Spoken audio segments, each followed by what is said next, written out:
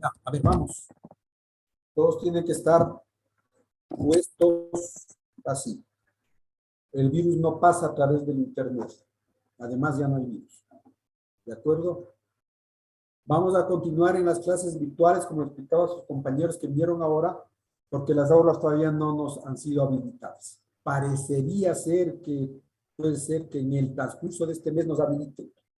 No podemos hacer más nada, habida cuenta que las aulas están ocupadas para otros menesteres. Y el hospital está en emergencia, porque si ustedes saben, o se han enterado, el área de la consulta externa nuestra probablemente tengan que cerrarle para realizar trabajos de rehabilitación. Entonces tenemos que ver la manera como fuese para reunirnos de esta manera virtual. No nos queda más remedio. ¿De acuerdo? Bueno, ¿qué habíamos visto? Por favor, yo voy a preguntarles a ustedes. Al que le pregunte, conteste y quiero que esté visible, porque es la única manera de establecer un diálogo, ¿verdad? A ver, vamos a compartir con ustedes lo que estábamos viendo. Ya, hablamos de la fisiología pulmonar, recordando dónde estábamos. ¿Quién se acuerda? A ver. ¿Dónde Doctor, habíamos llegado? A ver. estábamos hasta la parte de los músculos inspiratorios. Ya. Entonces, habíamos visto que tenemos que ver nosotros siempre recordar los músculos inspiratorios, expiratorios, cómo funcionamos, ¿de acuerdo?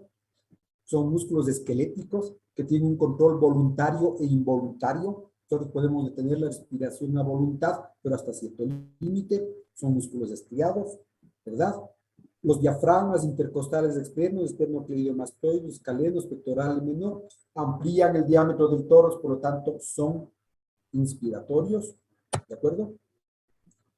¿Ya? El diafragma es el principal músculo, separa el tórax del abdomen, y esa es una función importante, pero acuérdense que el diafragma no solamente nos sirve para respirar, ¿ya? Con el diafragma nosotros también tenemos otras funciones.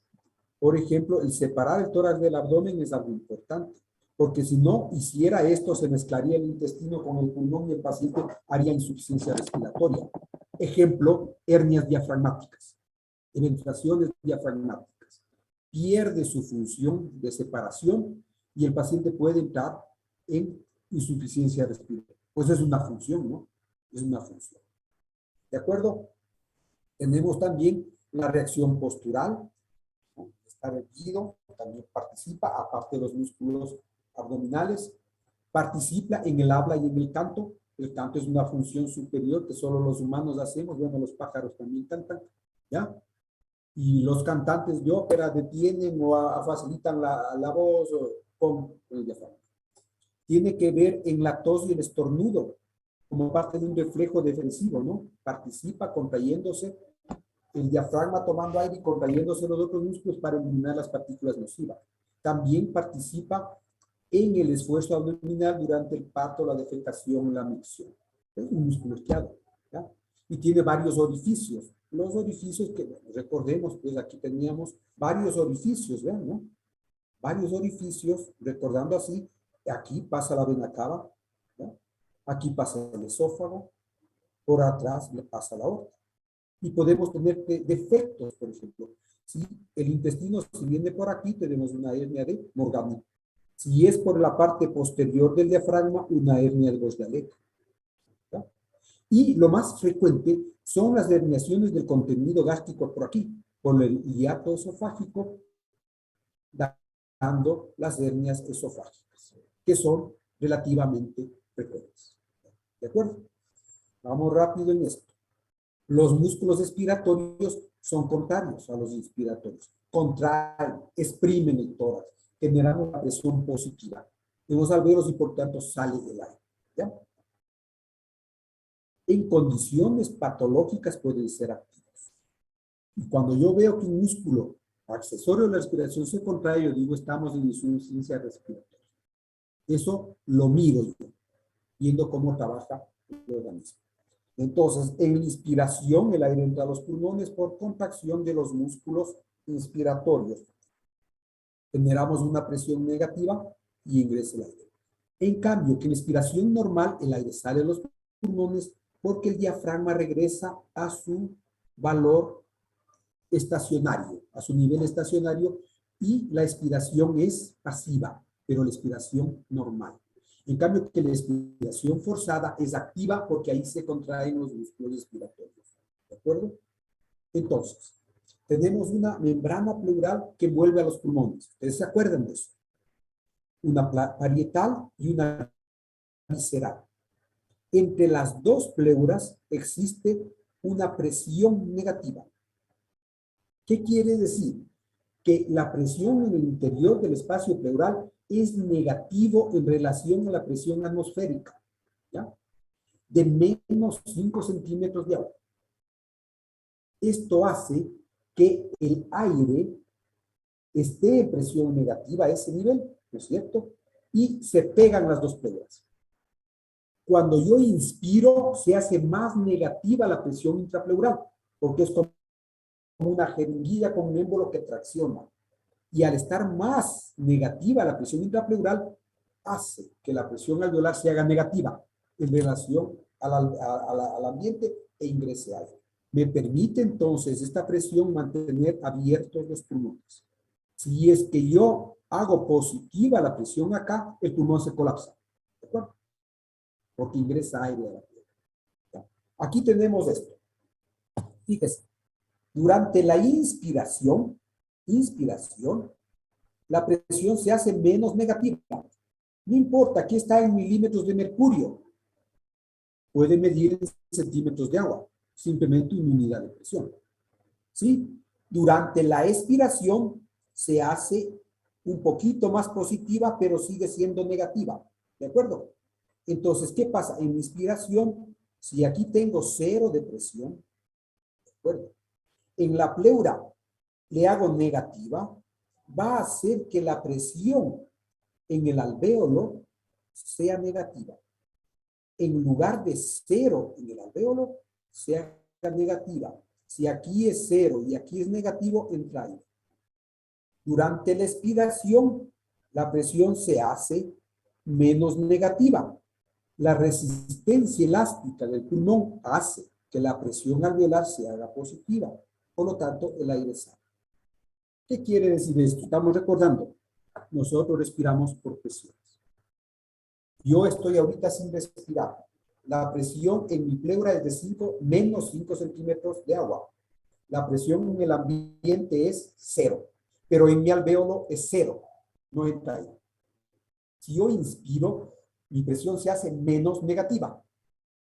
Y la presión alveolar se hace negativa, menos 2, menos 3 centímetros de agua, entra aire. Relajo el diafragma, la presión viene en la pleura a los niveles de reposo y la retracción elástica del tejido pulmonar hace que la presión en el alvéolo se haga positiva, por lo tanto sale. Tan simple, ¿sí? Entonces, fíjese, durante la expiración en el alvéolo la presión es positiva. Durante la inspiración es negativa y en este juego estamos. Y las presiones pleurales siempre son negativas. Más negativa en inspiración, menos negativa en la expiración. ¿De acuerdo? Así es como nosotros funcionamos. Los pulmones, rápidamente. El parénquima pulmonar es la zona de intercambio gaseoso. Pero está constituido, el pulmón en general, por vías aéreas y por los alvéolos, la parte funcional. Las vías aéreas son zonas de conducción, como 16 divisiones de bronquios. Hay una zona de transición y conducción donde ya hay alvéolos y a la final los bronquiolos respiratorios que tienen conductos alveolares y sacos alveolares llegando hasta 23 divisiones. Tenemos 300 por 10 a la 6 millones de alvéolos. 300 millones de alvéolos. Entonces, la primera parte, la zona de conducción, son bronquios y alvéolos, bronquios, bronquiolos respiratorios, etc. Y a la final, alvéolos. Esto es zona de conducción, zona respiratoria. La zona de conducción forma el espacio muerto. ¿Sí? Cantidad de aire que no participa del intercambio gaseoso. ¿Se acuerdan ustedes de fisiología de Guyton? la página 50, creo. ¿O qué página era, Johnny? Johnny. No se acuerda. Pero ponle el volumen. Verán, yo les digo esto porque tienen que ir a estudiar y a repasar, ¿no? Porque así funcionamos. ¿De acuerdo? Aquí tenemos entonces los bronquios. Esto. Tráquea, carina, bronquio principal, bronquios segmentarios, se dividen en bronquios subsegmentarios, en bronquiolos respiratorios, hasta llegar a formar los sacos alveolares. Nosotros conocemos esto de memoria. Aquí tenemos anatomía global del pulmón. ¿Sí?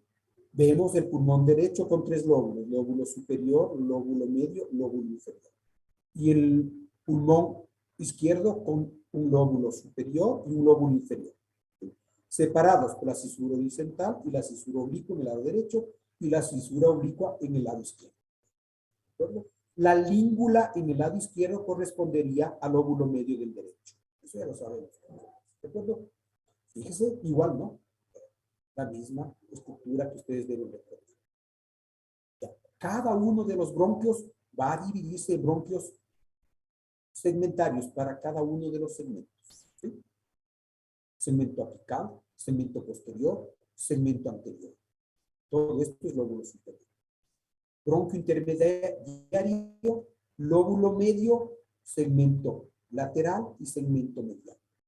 Lóbulo inferior, segmento apical, segmento basal medial, segmento basal anterior, basal lateral y basal posterior. Acuérdense la nomenclatura bronquial.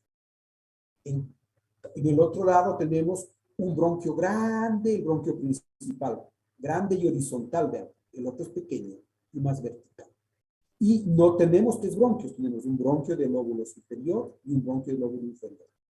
El de superior se divide en el bronquio del lóbulo apical, ¿no? Ápico posterior y anterior, y en el bronquio de la língula, superior e inferior lingular. Y en el inferior, en lugar de tener 4 segmentos, tenemos 3. El segmento apical, ¿sí? El segmento anteromedial y el segmento posterior y lateral. 1, 2, 3, en lugar de los 4 de aquí. Entonces, acordémonos entonces de los segmentos. Importancia de conocer los segmentos en la radiografía y en la tomografía. Aquí están los segmentos. ¿Hicieron ustedes anatomía? ¿Empieza anatómica? Kevin.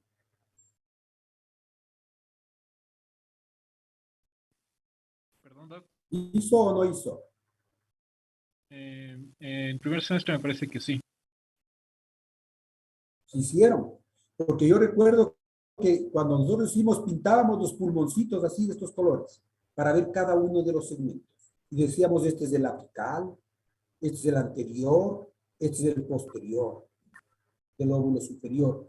Este es del lateral del lóbulo medio, este es del medial del lóbulo medio.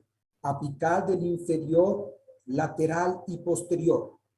Aquí, en cambio, fíjese el lóbulo superior del pulmón izquierdo, ápico posterior, anterior, superior lingular, inferior lingular.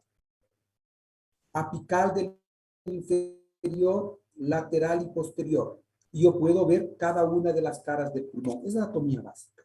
No tiene su importancia porque en la radiografía podemos ver dónde está localizada una lesión. Y decir, no, esta lesión aparentemente está en el lóbulo superior, en el segmento anterior. ¿De acuerdo? Bueno, hay funciones respiratorias en el pulmón. ¿Ya? Y las funciones respiratorias significan el intercambio gaseoso. Nosotros cumplimos una función respiratoria tanto en cuanto aportemos oxígeno a los tejidos y eliminemos CO2. ¿Sí? Ingreso oxígeno y sale CO2. Punto. Es la función del pulmón. Pero para cumplir con esto, tenemos que tener varios procesos en el pulmón. ¿De acuerdo? Primero, ventilar el pulmón. ¿Sí? ¿Qué es esto? Introducir en el pulmón un volumen de aire adecuado, una capacidad vital, por ejemplo, un volumen corriente que permita que ingrese el aire con oxígeno. E igualmente que permita que salga el aire con el CO2. Esto es ventilar. ¿Sí? Y hay ventilación pulmonar y ventilación alveolar.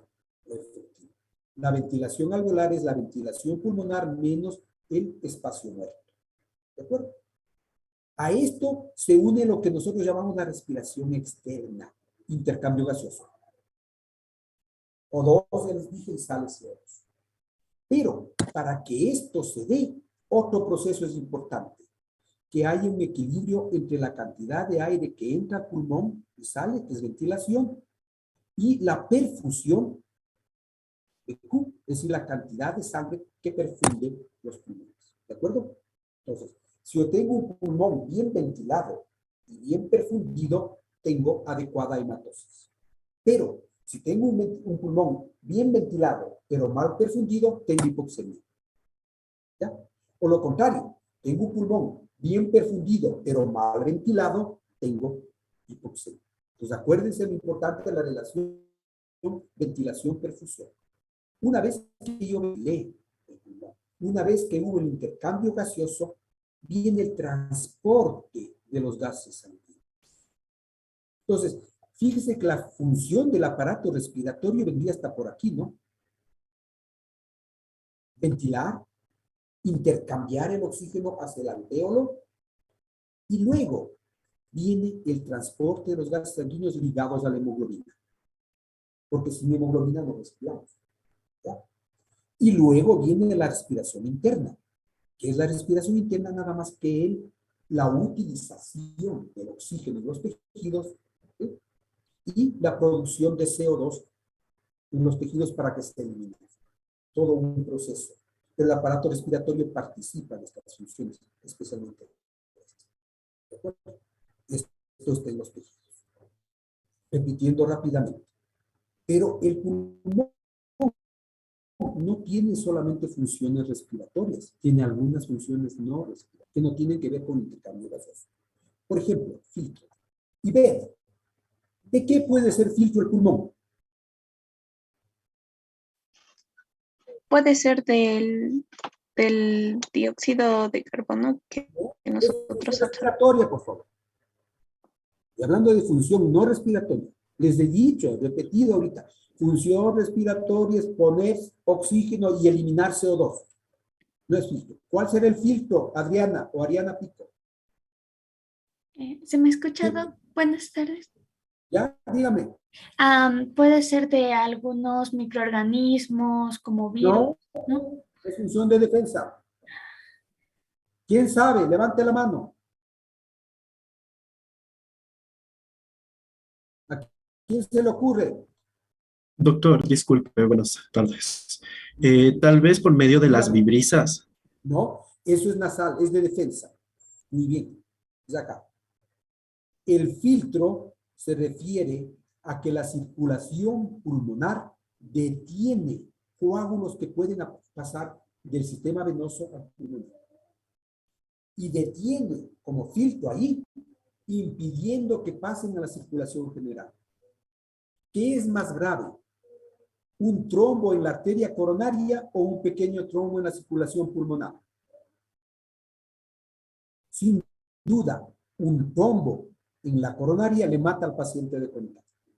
En cambio, que un trombo en la pulmonar puede quedar detenido y funciona como que fuera un filtro sanguíneo, un filtro de impurezas vasculares, de coágulos. De hecho, cuando veamos embolia pulmonar, veremos que una de las causas o de los hallazgos más frecuentes en las necropsias por cualquier causa en el pulmón son pequeños trombitos.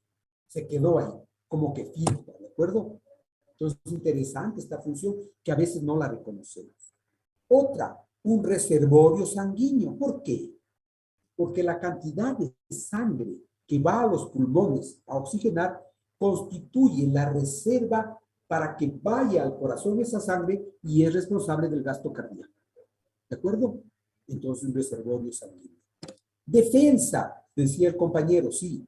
Tenemos inmunoglobulinas en el aparato respiratorio, tenemos las vibrisas, tenemos una serie de mecanismos de defensa que nos ayudan a defender. ¿De acuerdo? Tenemos funciones metabólicas. Por ejemplo, tenemos una enzima convertidora de angiotensina. ¿Sí o no? Tan cierto es que los receptores de AC2 que están en los pulmones son los responsables de que el coronavirus afecte al pulmón, ¿de acuerdo? Porque tiene preferencia por el receptor y nos da un distrés respiratorio por la gran cantidad de receptores AC que tenemos. Hay conversión de angiotensina 1 en angiotensina 2 en el pulmón, función metabólica. También hay otra función, por ejemplo, formación de plaquetas. Interesante, ¿no? Tiene que ver con balance hídrico, pero esto tiene más que nada que ver con encharcamiento pulmonar. Un paciente puede encharcarse, llenar de líquido el espacio pulmonar y contribuir esto al balance hídrico. Y también elimina algunas otras sustancias volátiles, por ejemplo, cetoácidos, cetaldehídos, etc.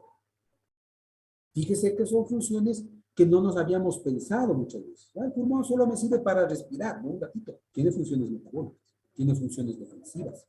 ¿Ya? Es un órgano un poco más complejo de lo que nos imaginamos. ¿Ya? Dentro de la fisiología ya vimos, recordemos, ventilamos el pulmón, ¿sí? Le difundimos, transportamos, ¿sí? Hacemos el intercambio gaseoso celular.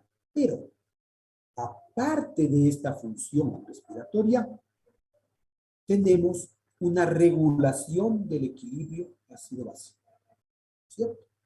Porque eliminamos el CO2. Y la cantidad de CO2 en la sangre va a determinar si hay acidosis o alcalosis en la sangre.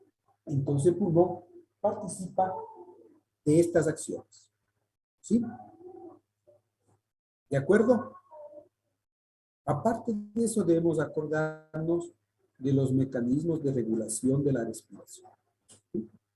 Ya les dije a ustedes. Espérense un ratito que se me fue esta de aquí. No me gusta. Aquí me gusta. Nosotros regulamos la respiración por dos mecanismos, voluntarios e involuntarios.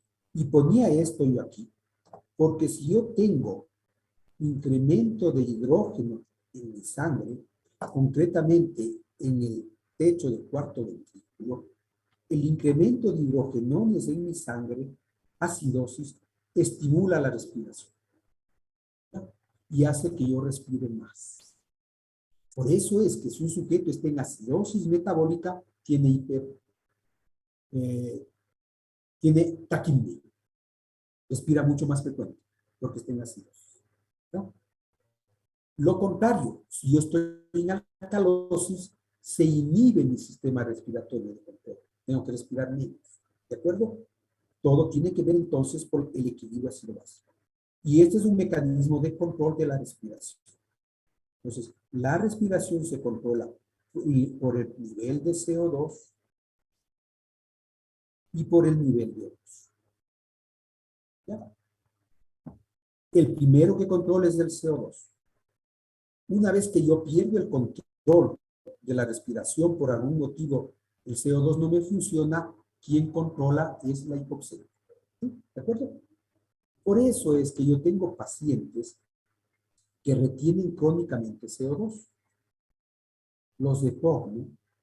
Y ellos ya no obedecen a este mecanismo de compensación. ¿Sí? Entonces, se sube el CO2, se sube y ellos no hiperventilan ya. ¿Quién controla la respiración? El oxígeno. La hipoxemia de ellos les hace respirar. Por eso, cuando ustedes tienen un paciente con EPOC, no se puede administrar oxígeno en altos flujos.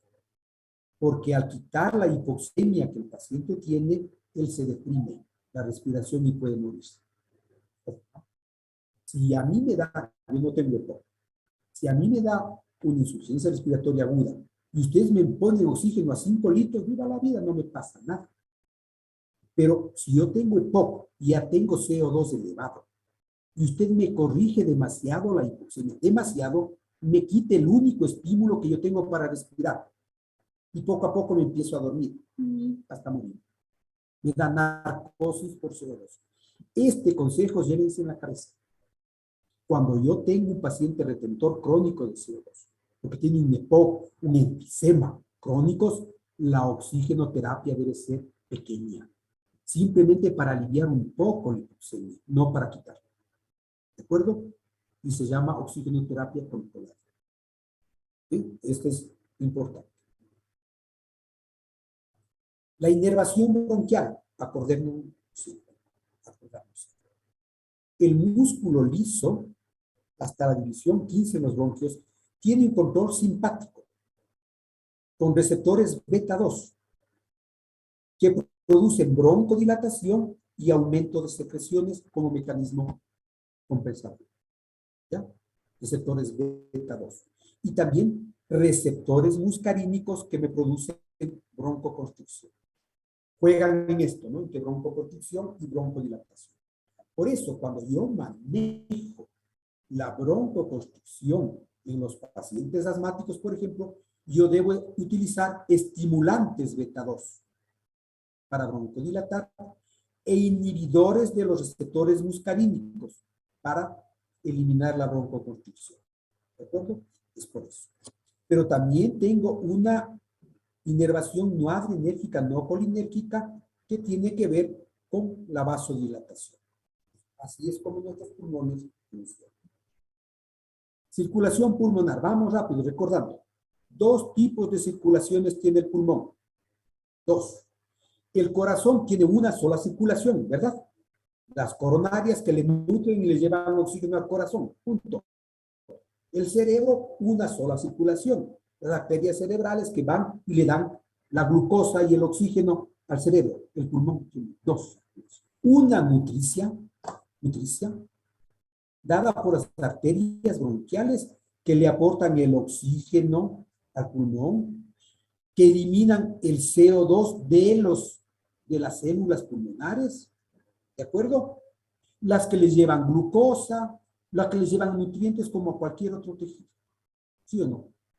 Un sistema de alta presión, ramas de la aorta como cualquier tejido, pero tiene un sistema circulatorio de baja presión, que viene por la arteria pulmonar, fíjese, con presiones de 20/8, en lugar de 120/80. Y esta circulación es la funcional del pulmón, la que nos permite realizar el intercambio gaseoso. Viene por la arteria pulmonar, va a las arterias de cada uno de los segmentos de los bronquios y llega al capilar pulmonar donde se pone en contacto con el alvéolo. Este es el alvéolo. ¿Ven? Y aquí viene el capilar pulmonar. Y en el capilar pulmonar viene el CO2, que está por aquí, y difunde hacia el alvéolo. Y el oxígeno que está del alvéolo pasa acá, intercambio gaseoso. Pero, aparte de esto, el tejido celular, el intersticio, los alvéolos, tiene ramas de las arterias bronquiales por aquí, que son las nutricias. Y le dan el oxígeno para vivir, la glucosa para vivir, etc. Esto es importante, ¿no? Son 2 sistemas circulatorios diferentes. De alta presión, y el de baja presión. ¿Por qué de baja presión? Porque tiene que pasar, por decirlo de alguna manera, más lentamente para que el intercambio gaseoso se realice. Entonces, repito, la ventilación pulmonar, ¿sí?, tiene que ver con la mecánica respiratoria. La inspiración activa se infla el pulmón, la expiración pasiva se desinfla el pulmón. Todo esto para vencer la resistencia elástica de los pulmones y la caja torácica y producir las presiones intrapleurales negativas. Y esta diferencia hace que respiremos. ¿De acuerdo? Como estamos viendo. Una manera, ¿sí me escuchan? Sí, doctor, sí se lo escucha. Pues si no, yo pienso que estoy hablando como loco. Una manera fisiológica de entender esto es la complacencia o distensibilidad pulmonar, que es la fuerza necesaria para sacar al cuerpo elástico en reposo.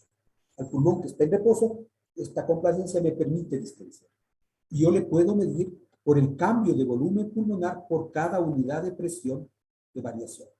Recuerde que yo producía una variación, por ejemplo, de 5 centímetros de agua en el alvéolo cuando inspiro, ¿sí?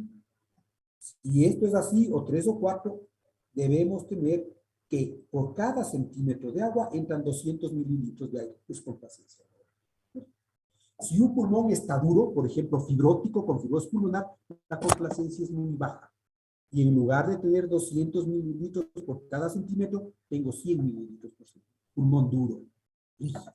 Yo puedo medir y estimar la complacencia. ¿De acuerdo? En cambio, por otro lado, para vencer las propiedades elásticas del pulmón, ¿sí? Yo tengo que utilizar no solamente la distensibilidad pulmonar, sino vencer la tensión superficial. ¿Ya? Y esto está dado por el surfactante. 2/3 de las propiedades elásticas del pulmón están dados por el surfactante, que es esta membrana líquida que cubre los alvéolos y que disminuye la tensión superficial y hace que los pulmones se distiendan. Si yo no tengo surfactante, el pulmón no puede distenderse y me va a dar edema. Recordarse eso. Por ejemplo, en el recién nacido prematuro, por falta de surfactante. Y entonces el surfactante es formado en los neumocitos tipo 2, ¿sí? Compuesto por dipalmitoilecitina, que mantiene abierto el alvéolo, disminuyendo la tensión superficial. Esto recuerda todo de la anatomía. Si yo destruyo esto, pues el pulmón se colapsa, pierde la complacencia, se hace duro, rígido, se dematiza. ¿De acuerdo? También tenemos que considerar la otra parte. Es decir, yo respiraba venciendo las propiedades elásticas del pulmón por medio de las presiones negativas. ¿De acuerdo? Pero también tengo que vencer la resistencia de las vías aéreas, porque el aire pasa por un tubo. Y si el tubo es pequeñito, tengo mayor resistencia. ¿De acuerdo? Entonces, cuando el flujo es laminar, la resistencia es pequeña. Si el flujo es más en remolino, la resistencia es mayor. Y si el flujo es turbulento, por ejemplo, en obstrucciones bronquiales, yo voy a tener alteración enletada en la salida del aire. Y todo esto me producirá alteración en la función pulmonar.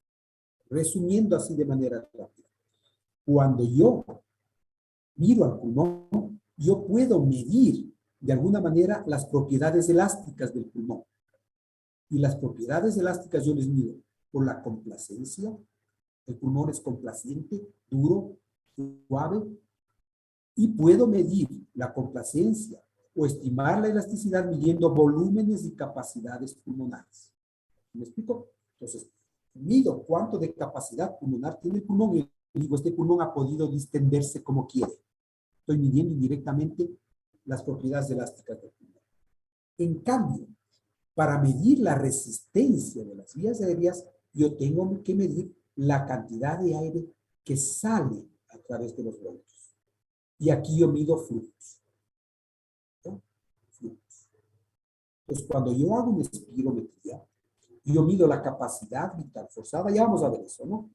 Y ahí mido indirectamente complacencia y propiedades elásticas.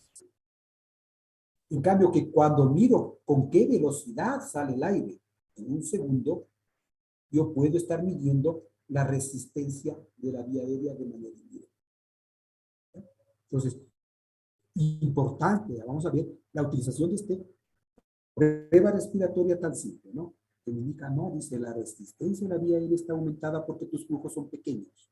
Ah, no, probablemente la elasticidad del pulmón está muy elevado. ¿Por qué? Porque no tienes una buena distensibilidad y la capacidad del pulmón es pequeñita. Ya me da una idea. ¿De acuerdo? Entonces, de acuerdo a esto, yo puedo medir volúmenes y capacidades pulmonares. ¿Estamos en la hora o no? Sí estamos, ¿no? ¿Sí? ¿Me contestan o no? Sí, doctor. Verá que estamos rápido, muy rapidito. Yo creo que recibí en unas 20 clases de esto en primer año. Estamos andando en una. Entonces, los volúmenes y capacidades me están midiendo ¿qué? La cantidad de aire que puede haber en el pulmón, ¿sí? ¿Sí? Por lo tanto, las propiedades elásticas de alguna manera del pulmón. Y yo tengo varios volúmenes. Un volumen corriente. ¿Qué es de volumen corriente, Michelle? Michelle Pardo. No me escucha.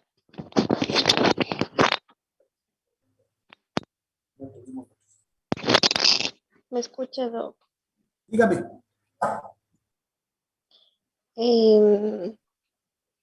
La verdad no recuerdo. No se acuerda. ¿Quién se acuerda? Alguien. Doctor, por si acaso no era el volumen de aire que entra y sale de los pulmones. Este volumen de aire que entra y sale en el pulmón en cada respiración, ese es mi volumen corriente. Usted haciendo volumen corriente a cada rato. Es volumen corriente. Pero tengo un volumen de reserva inspiratorio, que es la cantidad de aire que yo puedo inspirar después de una inspiración normal, reserva. Y tengo un volumen de reserva expiratorio, que es la cantidad de aire que yo puedo expirar después de haber expirado normalmente. Y tengo un volumen residual, que es la cantidad de aire que nunca me sale del pulmón. Nunca, queda siempre ahí. 4 volúmenes, fisiología básica. Si yo sumo volúmenes, tengo capacidades. Entonces, capacidad vital es la suma del volumen corriente más del volumen de reserva inspiratorio más del volumen de reserva expiratorio. Es la cantidad de aire que yo puedo expirar después de haber inspirado profundamente, llené mi pulmón completo, y todo el aire que yo puedo soplar, es mi capacidad vital expiratoria. Si yo quiero hacer la inspiratoria, será la cantidad de aire que yo puedo inspirar después de haber soplado el aire. Sople todo y luego chupe todo. Es mi capacidad vital inspiratoria. ¿De acuerdo? Eso se llama capacidad vital inspiratoria. ¿Sí? Y puedo tener capacidad funcional residual, ya vamos a ver si sumo esta más esta. O la capacidad pulmonar total, la suma de todas las capacidades. ¿De acuerdo? Fisiología Guyton, fácil. Aquí tenemos. Caramba, que me parece que me falta el espíritu. Bueno, déjenme un dato. Volumen corriente. ¿Sí o no? Lo que decía el compañero, capacidad de cantidad, volumen de aire que puedo inspirar y expirar en cada. Si al final de la inspiración yo tomo aire hasta acá, esto de aquí será mi volumen respiratorio o residual inspiratorio, ¿no? O de reserva inspiratoria. Si yo luego de expirar mido de aquí a acá, será mi volumen residual expiratorio. Si yo sumo los tres